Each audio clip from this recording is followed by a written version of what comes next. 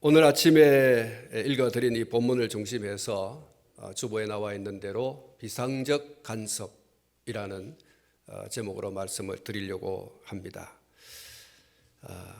비상적이라고 하는 말은 주로 심각한 상황 가운데 놓이게 될 때 최고의 결정권자가 내리는 어떤 조치라고 할 수가 있습니다. 말씀을 드린 것처럼 이 코로나19로 인해서 각국에서 정상들, 대통령들이 이 비상적 조치를 발동했습니다. 미국의 트럼프 대통령은 세계로 오가는 모든 길목에 사실상 빗장을 그는 국경을 나가지도 말고 들어오지도 말아라. 외국에 나가 있는 자국민들은 속히 들어와라. 그러지 않으면 책임지지 않는다. 이런 특단의 조치를 발동했죠. 이런 등등의 조치들을 비상적 조치라고 할 수가 있습니다. 오늘 본문과 관련해서 비상적 간섭이라고 하는 것은 사울 왕의 다윗 죽이기를 하나님께서 직접 나서서 막아서는 조치를 취한 그것을 줄여서 비상적 간섭, 그렇게 말씀을 할 수가 있습니다.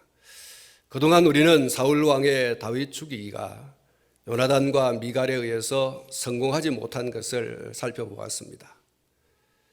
그럼에도 불구하고 사울 왕이 이 다윗 죽이기를 포기하지 않았습니다. 이제는 하나님께서 직접 나서서 사울 왕의 하고자 하는 이 다윗 죽이기를 적극적으로 가로막으시는 것을 볼 수가 있습니다. 사랑하는 성도 여러분, 다윗이 아내인 미갈에 의해서 가까스로 목숨을 건졌고 사울 왕을 피하여서 사무엘이 머물고 있는 라마로 갔다. 이렇게 오늘 본문 말씀에서 기록을 하고 있습니다.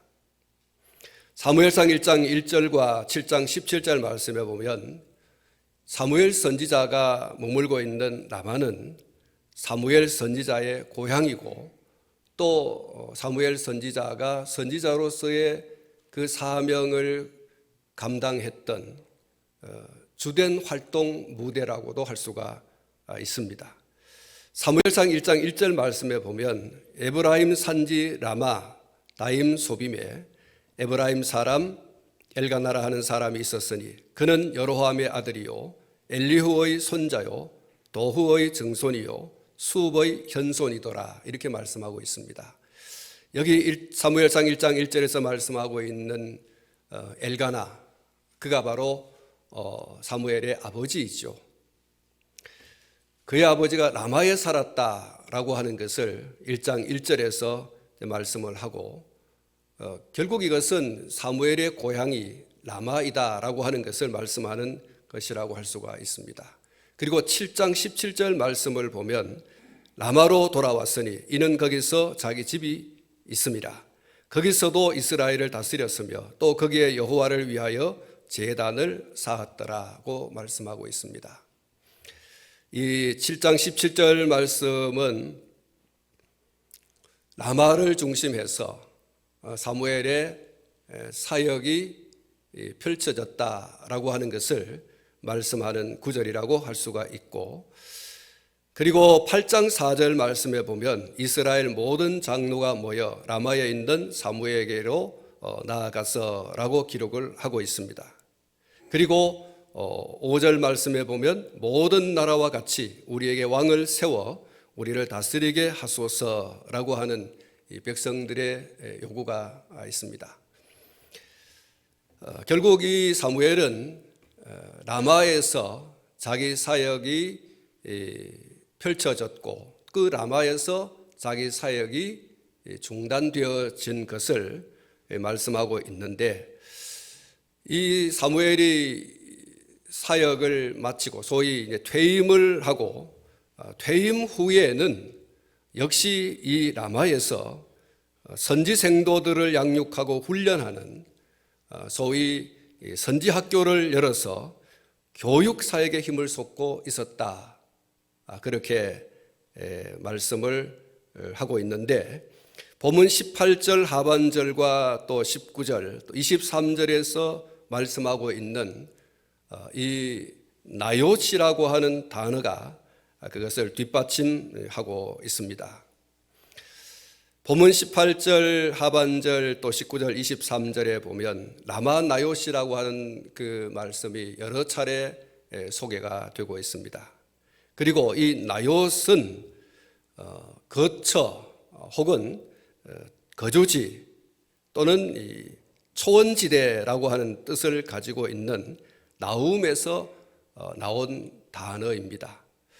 성경에서 이 단어는 언제나 오늘 이 본문에서와 같이 라마 나얏, 지명과 그리고 거주지를 함께 이렇게 소개를 하고 있습니다. 성경에서 이 나얏이 항상 이 지명과 더불어서 소개가 되어진, 사용되어진 단어라고 하는 것을 볼 수가 있습니다.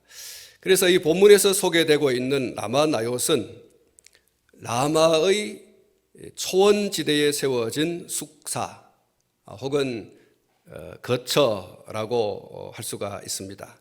그리고 호크마 주석에 보면 이 나요시라고 하는 단어가 복수로 표기가 되어져 있는데, 이것은 사무엘이 기숙사, 이 거처를 여러 동을 이렇게 세웠다, 이렇게 해석이 되어집니다. 사랑하는 성도 여러분, 사무엘에게 왜 여러 동의 기숙시설이 필요했을까? 오늘 이 본문 20절 말씀에 보면 이렇게 말씀하고 있습니다. 사무엘이 다윗을 잡으러 전령들을 보냈더니 그들이 선지자 무리가 예언하는 것과 사무엘이 그들의 수령으로 선 것을 볼 때에 하나님의 영이 사울의 전령들에게 임하매 그들도 예언을 한지라, 이렇게 기록이 되어 있습니다. 이 구절에서 주목되는 말씀이 선지자의 무리라는 말씀이고, 그리고 사무엘이 그들의 수령이라는 말씀입니다.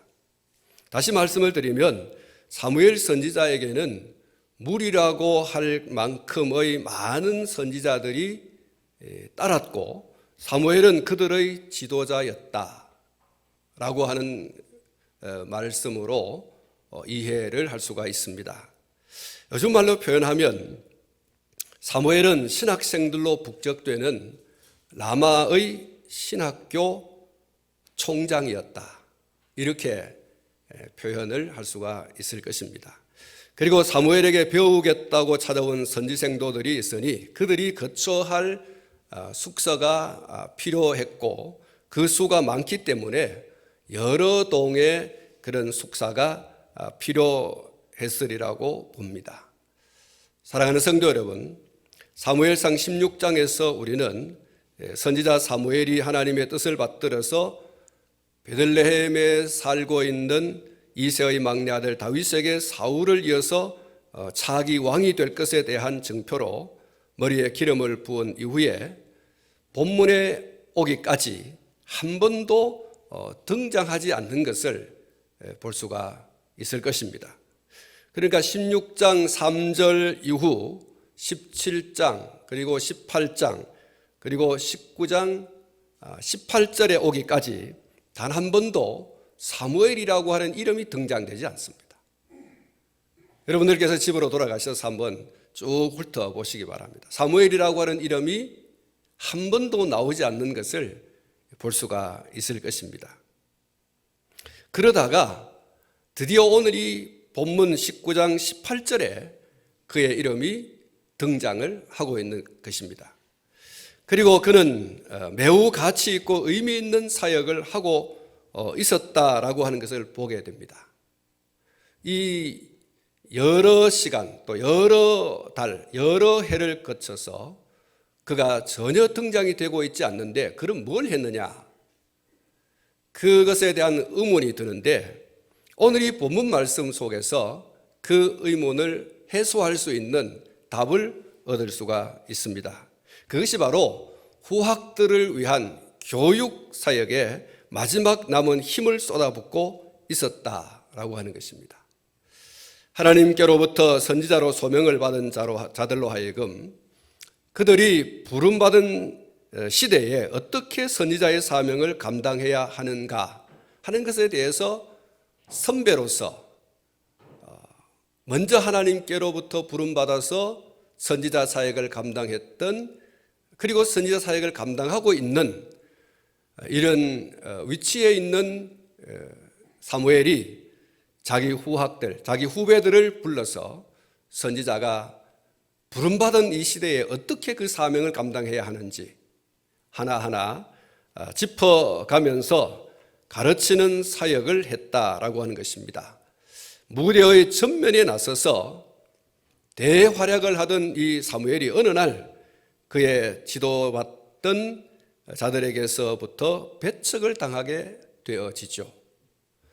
인간적으로 생각해 보면 어이없고 그리고 괘씸하기 짝이 없습니다. 그리고 하나님을 향해서 원망스러운 마음이 들 수 있을 것입니다. 하나님께서 왜 나를 선지자로 불러서 이런 사람들에게서부터, 내게서부터 말씀을 듣고 신앙의 훈련을 받던, 양육을 받던 사람들로 하여금 나를 배척하게 하시는가? 이방 나라들의 그 왕들처럼 우리에게도 왕을 주시오 하고서 사무엘을 역사의 무대에서 물러나게 했던 그 백성들에게 얼마나 섭섭한 마음이 있겠습니까? 또 그들 가운데 선지자로 세우신 하나님이 얼마나 원망스럽겠습니까? 그런데 사무엘은 사무엘상 12장 23절에서 이렇게 말합니다. 나는 너희를 위하여 기도하기를 쉬는 죄를 여호와 앞에 결단코 범하지 아니하고 선하고 의로운 길을 너희에게 가르칠 것인즉 이라고 하면서 그의 마지막으로 했던 말, 너희를 위해서 나는 계속해서 기도하겠다, 이루어서 역사의 중심 무대에서 뒤로 물러났죠. 그의 말처럼 그는 퇴임하고 난 이후에 선지자로서의 그 기품을 결코 잃어버리지 않았다라고 하는 것이 오늘 이 본문 말씀이 증명을 해주고 있습니다. 사실 16장에서부터 시작되어졌던 그의 역사 무대에서의 사라짐, 그리고 오늘 이 본문에 이르기까지 무엇을 했느냐? 오늘 이 본문 말씀을 통해서 정말 선지자로서 기품을 잃지 않는 그런 삶을 살았구나 라고 하는 것을 우리가 짚어보게 되어집니다. 특별히 초야에 묻혀서 소일이나 하는 쓸쓸한 말년을 보내지 않고 뭔가 가치 있고 의미 있는 그 일에 자기의 혼신의 힘을 쏟아붓는 이런 사역을 했구나. 그게 바로 이 교육 사역입니다. 선지자로 부름받은 자기의 후배들을 그 시대에 어떻게 선지자로서 사역을 감당해야 할 것인가, 이것을 가르치는 사역을 했다, 이렇게 말씀을 드릴 수가 있습니다. 여러분이 잘 아시는 분들 가운데 사단법인 군선교회 대경지회 그리고 총회 군선교회 대경지회를 섬겼던 고 김승열 장로님이 계시죠. 그리고 현재 그 일을 맡아서 섬기시는 우리 신현진 목사님, 또 박장희 장로님, 그리고 또 김용관 장로님, 그리고 남보식 장로님, 이분들이 다 각 지교회에서 열심히 현직에서 그 사역을 감당하시다가 그 사역을 내려놓고 퇴임을 하고 난 다음에 이 군선교 사역에 자기의 온 혼신을 다해서 섬겼고, 그리고 또 지금도 섬기고 계시죠. 군선교를 하면서 무슨 월급을 받는 게 아니지 않습니까? 제가 알기로. 그리고 오히려 자신의 시간을 드리고 물질을 드리고 몸을 바쳐가면서 열과 성을 다해서 섬기고 있는 분들입니다.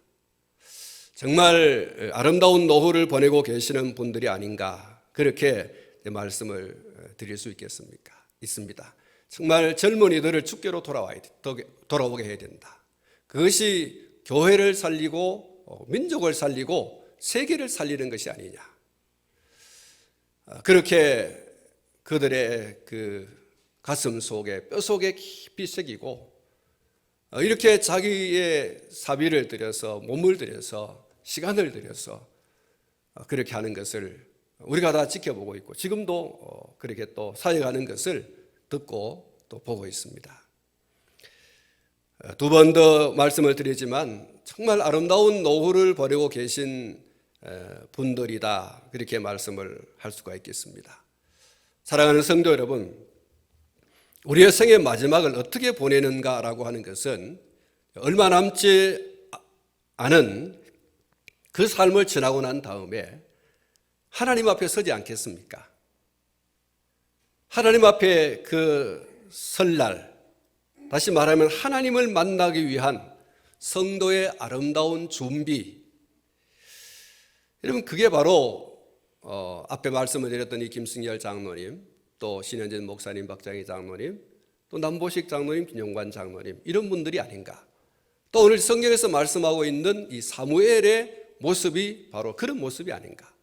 얼마 있지 않아서 하나님을 만날 텐데 그 하나님을 만나는 자로서의 아름다운 준비, 그 준비를 잘한 사람들, 그리고 잘 하고 있는 사람들이라고 할 수가 있는 것이죠. 사무엘의 이 모습은 하루의 끝자락, 서쪽 하늘을 붉게 물들이는 저녁 노을과도 같은 모습이라고 할 것입니다. 우리는 다윗이 자신을 죽이려고 혈안이 되어 있는 사울 왕을 피하여서 이런 영적 거장 사무엘을 찾아갔고, 또 그간의 일들을 모두 털어놓았다라고 하는 것은 정말 잘한 일이다, 이렇게 말씀을 할 수가 있습니다. 다윗은 인간적으로 사울 왕에 대해서 악감을 품을 수 있습니다. 그간 자신에게 가한 사울 왕의 정신적, 육체적 폭력을 생각을 하면 충분히 악감을 품고, 그리고 어떤 물리적 행사로 대적할 수도 있습니다. 그런데 다윗은 그럴 의도가 전혀 없습니다. 피하여서 도망을 갈지언정 사울을 대하여 어떤 위해적 마음이나 그리고 행동을 한 적이 전혀 없습니다. 몇 주일 전에도 말씀을 드렸습니다마는 다윗은 사울 왕을 선의의 경쟁자 정도로도 여기지 않았습니다. 자신은 감히 그럴 위치에 있을 수도 없는 사람이고, 그는 나의 왕이며 나는 그의 신하라고 하는 그 생각 이상도 이하도 아닌 그런 생각이 다윗에게는 확고부동했습니다. 그는 왕이며 나는 신하다. 이 군신 관계를 분명하게 했던 사람이 바로 다윗이죠. 그러니까 사울을 자신의 어떤 선의의 경쟁자 정도로도 여길 수 없는, 나는 상대할 수 없는 그런 분이다라고 하는 생각을 다윗이 가졌다는 것이죠. 성경은 이렇게 우리에게 말씀을 하고 있습니다. 갈라디아서 5장 15절 말씀해 보면 만일 서로 물고 먹으면 피차 멸망할까 조심하라고 했죠.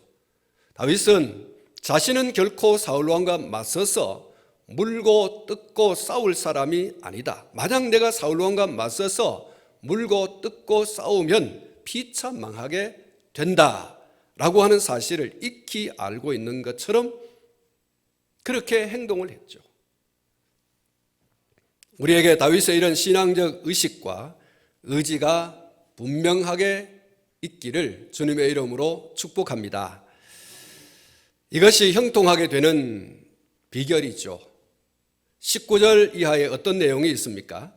다윗이 라마의 나요스에 있다라고 하는 소식을 사울왕이 전에 들었다는 이야기가 있고, 또 그 소식을 접한 사울왕이 3번에 걸쳐서 다윗을 죽이기 위한 살수 전령들을 보냈다는 이야기가 있습니다. 이들이 모두 성령의 강력한 임재의 역사로 다윗 죽이기를 실패로 돌아가게 한 사람들이죠. 이 소식을 다 들은 사울 왕이 급기야 직접 4km의 거리나 되는 이 라마로 다윗을 죽이기 위해서 나서게 되어집니다. 그런데 사울 역시 성령님의 강력한 임재의 역사로 예언을 하게 되고 다윗 죽이기가 결국 실패로 돌아가게 되었습니다. 19절 이하 24절에 이르는 말씀에서 주목되는 것은 세구에 있는 큰 우물에서부터 라마에 이르기까지 성령의 강력한 임재 가운데 사울이 예언하면서 걸었다라고 하는 말씀입니다. 사울의 이 예언을 하게 되는 모습은 3번에 걸쳐서 나타난 살수 전령들과의 모습과는 전혀 다른 그런 모습이죠. 3번에 걸쳐서 다윗을 죽이기 위해서 보냄받은 이 살수 전령들은 단지 하나님의 영 성령에 의해서 감동되고 예언을 했다라고 하는 이야기밖에는 없습니다. 그런데 이 사울은 세구라고 하는 곳에서부터 시작해서 다윗이 있는 라마에 이르기까지 가면서 예언을 했다. 이렇게 기록이 되어 있습니다. 길을 가면서 계속해서 뭔가 중얼중얼거리면서 그렇게 걸어갔다는 이야기죠. 호크마 주석을 보면 이 부분에 대해서 이렇게 주석을 하고 있습니다. 이 같은 사실은 결국 사울은 자신의 사자들과는 달리 보다 강권적인 성령의 역사로 그리고 보다 지속적으로 황홀경의 상태 속에 사로잡혔다고 하는 사실을 보여준다. 즉 당시 성령의 역사는 보다 강팍한 사울의 심령 상태를 완전히 주장하시어 그로 하여금 다윗을 체포하겠다는 의지를 스스로 포기하게끔 만든 것이다. 즉 성령의 뜨거운 역사가 사울왕의 강팍한 심령을 녹이고 불태워버렸던 것이다. 이렇게 해석을 하고 있습니다. 사랑하는 성도 여러분, 성령께서 살수들이나 사울왕에게 강력하게 임재하셔서 그들을 황홀경에 빠지게 했는데 황홀경에 빠지게 한 단 한 가지 이유가 있습니다. 다윗을 죽이려고 하는 생각을 까맣게 잊어버리게 하는 거예요. 살수전령들이 왜 살수전령이 됐는가? 다윗을 죽이라는 목적 때문에 살수전령이 됐지 않습니까? 그런데 다윗을 죽이려 가다가 성령의 강권적인 그런 임재와 함께 그들이 황홀경에 빠졌다는 거예요. 그래서 그들이 다윗을 죽여야 되는 목적을 완전히 잊어버리고 무슨 목적으로 지금 다윗에게로 가는지에 대해서 알지 못하는 상태가 되었다는 것이고 사울 역시 그랬다는 거예요. 길을 계속하면서 내가 지금 뭐하러 가지? 이거를 잊어버렸다는 거예요. 사랑하는 성도 여러분, 성령님은 우리가 잊어버린 것을 생각나게 하시는 분이기도 하지만 생각하던 것을 잊어버리게도 하시는 분이시라는 사실을 믿으시기를 축복합니다. 그러니 정말 잊어버려야 할 것이 있다면 성령님이여 나로 하여금 이것을 잊어버리게 해 주십시오 라고 하는 우리의 기도가 필요하고 꼭 기억해야 될 것이 있다고 하면 성령님 내가 무슨 일이 있어도 이것은 잊지 않게 도와주십시오. 그런 기도가 우리에게 필요한 줄 압니다. 특별히 여러분 남을 해치고자 하는 그런 일에 대해서 속히 잊어버리는 망각의 은혜를 베풀어 주십시오. 이 기도가 우리에게 필요해요. 내가 기도해서 성령님의 역사로 잊어버릴 것을 잊어버린다면 그것이 여러분 은혜가 아니겠습니까? 또 내가 어떤 사람과 약속을 한 것이 있고 또 어떤 굳게 맺은 어떤 서약들이 있다고 하면 하나님, 이거는 내가 무슨 일이 있어도 잊지 않게 해주십시오. 내가 기억해야 될 어떤 것들이 있다면 하나님 꼭 기억력을 나로 하여금 맑게 해주셔서 이것을 꼭 지켜나갈 수 있게 해주십시오. 그래서 우리가 기억하고 있는 어떤 것이 있다고 하면 여러분, 그게 다 은혜가 아니겠습니까? 망각도 은혜이고요, 기억도 은혜입니다. 할렐루야. 우리가 이 은혜를 위해서 하나님 앞에 정말 기도하게 되어진다면 오늘 저와 여러분들이 하나님의 은혜 안에서 하나님의 존귀한 자들로 어여시 우리의 삶 가운데서 살아가게 될 줄로 믿습니다. 사랑하는 성도 여러분, 그리고 오늘 또 하나, 오늘 이 본문에서 주목되는 말씀이 24절의 말씀인데, 그가 또 그의 옷을 벗고 사무엘 앞에서 예언을 하며 하루 밤낮을 벗은 몸으로 누웠더라. 그러므로 속담에 이르기를 사울도 선지자 중에 있느냐 하니라. 왕의 옷을 벗었다라고 하는 것과 하루 종일 밤낮을 옷을 벗은 채로 누워 있었다라고 하는 이것은 모두가 자신의 수치를 드러내는 행동을 했다라고 하는 것입니다. 사울은 황홀경에 빠져서 자신이 옷을 입었는지 벗었는지 알 수가 없었어요. 한순간 자신이 일국의 왕이라고 하는 사실조차도 모르고 대로에서, 특히 사무엘 선지자 앞에서 자기의 옷을 벗는 이 행동이 얼마나 수치스러운 일인지 알지 못했습니다. 사랑하는 성도 여러분, 이 일은 성령의 임재 가운데 일어난 일이라고 했습니다. 내 마음, 내 의지대로, 내 정신, 내 의지대로, 내 몸, 내 의지대로 안 된다라고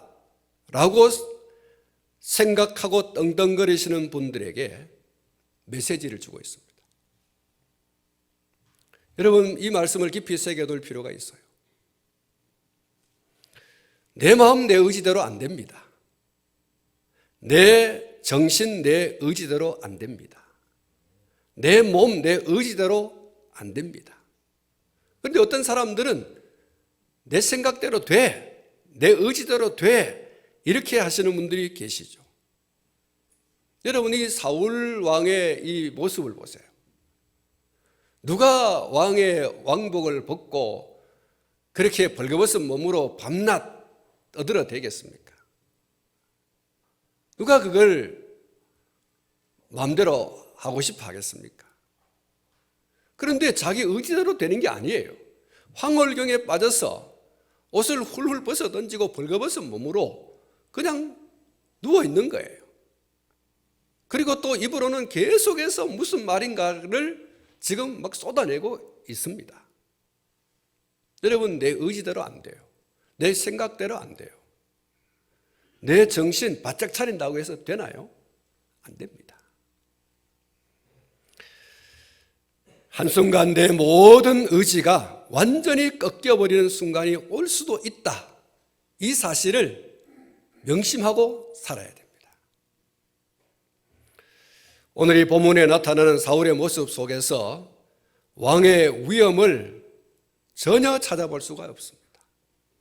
왕의 위엄을 모두 내동댕이 쳐버리고 부끄러운 모습으로 자기 자신을 드러내고 있어요. 왕이 길거리에 걸어가면서 자신도 알 수 없고 스스로 통제할 수도 없는 말을 내뱉고 옷을 훌러덩 다 벗어 던져버리고 벌거숭이가 되었습니다. 옷을 다 벗어 던진 채 24시간을 널브러져 있어요. 사랑하는 성도 여러분, 이런 부끄러운 모습, 이런 수치스러운 모습이 어디 있습니까? 그리고 옷을 벗었다라고 하는 이 말의 의미가 여러분, 우리가 늘 이렇게 생각하고 있는 말처럼 어떤 자리에서 떠났다, 그런 의미도 되어지죠. 직장 생활하다가 나는 옷을 벗었습니다, 이렇게 말할 때 나는 직장 생활을 그만뒀습니다, 이런 얘기가 되죠. 그러니까 이 옷을 벗었다라고 하는 것은 영적인 의미에서 사울이 하나님의 뜻을 수행할 사람에서 제외되었다. 그런 의미가 되는 거예요. 왕은 왕의 제복을 입음으로써 그 위엄을 갖출 수 있어요. 그런데 왕이 왕의 그 의복을 다 벗어버렸다라고 하는 것은 더 이상 왕의 자리에 있을 수 없는 사람이다라고 하는 것을 나타내 주는 것이죠. 하나님께서 사울 왕으로 하여금 황홀경에 빠져서 자기 옷을 다 벗어버리게 한 것은 너는 이제 왕으로서의 그 지위에 도무지 있을 수 없는 사람이다. 내가 너를 왕의 자리에서 버렸다. 그런 의미가 있다고 볼 수가 있습니다. 사랑하는 성도 여러분, 여러분은 하나님에게 있어서 어떤 사람이 되기를 원하십니까? 너는 더 이상 안 돼 라고 하는 사람이기를 원하십니까? 아니면 너는 정말 내게 필요해. 너는 내게 필요해. 여러분, 이런 사람이 되기를 원하십니까? 어떤 사람이 되기를 원하시죠? 넌 더 이상 안 돼. 나는 네가 정말 필요해. 오늘 저와 여러분들의 선택은 여지가 없습니다. 하나님께서 우리를 향해서 너는 내게 필요한 사람이야. 한번 따라 하십시다. 너는 내게 필요한 사람이야. 그렇습니다. 오늘 저와 여러분들의 소원이 있다면 또 우리가 선택할 수 있는 것이라고 한다면 이것일 겁니다. 하나님, 나를 하나님께 꼭 필요한 사람 되게 해주세요. 나는 하나님께 꼭 필요한 사람이 되기를 원합니다. 이걸 겁니다. 오늘 우리 모두가 하나님에게 있어서 절대 필요한 사람이기를 주님의 이름으로 축복합니다.